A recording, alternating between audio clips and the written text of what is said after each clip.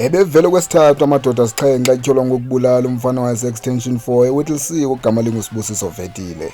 Lo mfana ubeneminyaka engama-28 ubudala. USibusiso ufunyenwe ejingwe emthini entabeni ngomhla wama-21 kwinyanga kaOktobha kulo nyaka ka-2025 ekubonakala ukuba ubexhonyiwe.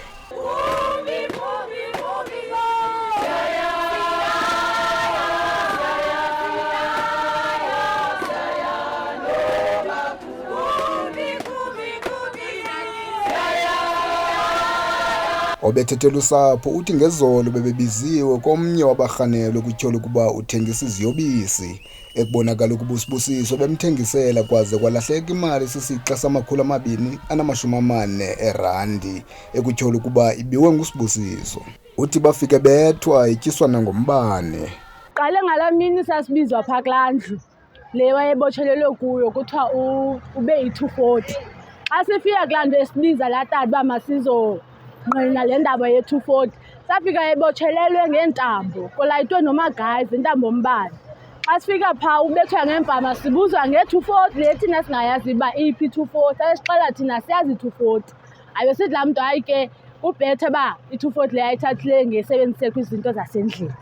Le ndoda ityholwa ukuba emveni kokuba ithethile nosapho lukaSibusiso ngalo mba wale mali iye yabayalela ukuba mabahambe ibagrogrisa ngokubabulala. Hayi nyhani wathi masihambe uba sifuna ukufa nathi.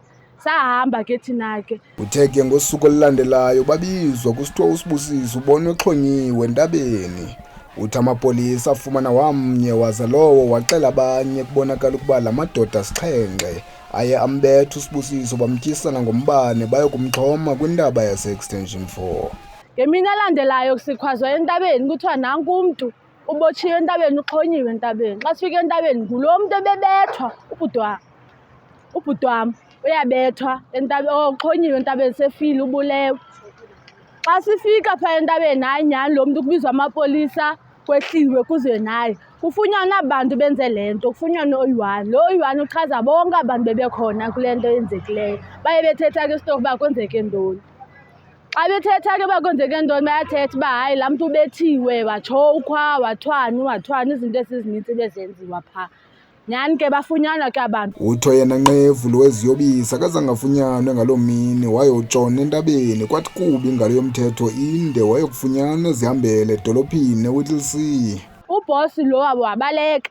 Kufunyenwe aba bayi-6 wabaleka ubhosi. Xa kuthiwa uhlele entabeni ke ukubaleka kwakhe. Wazofunyanwa apha endleleni apha ento eVetlisa.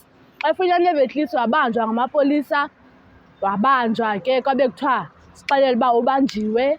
Hayi ke namhlanje umhla wama-20 kuNovemba kulo nyaka ka-2025 abahlali bebeqhankqalaza ngaphandle kwinkundla kamantyi yaseWhittlesea bekhalimela ibheyile kwesi sixhenxe.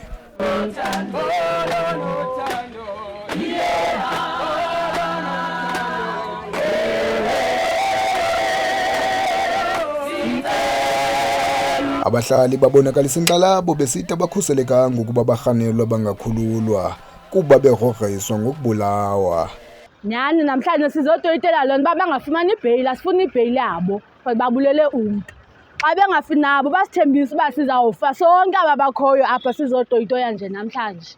Ngosesilindele loo nto bayengaphuma apha ekhodi laa mntu ephume kuthiwa unikwa ibheyile. Sizawufa sonke, asifuni ibheyile thina singabahlali. Nathi femeli asifuni ibheyile.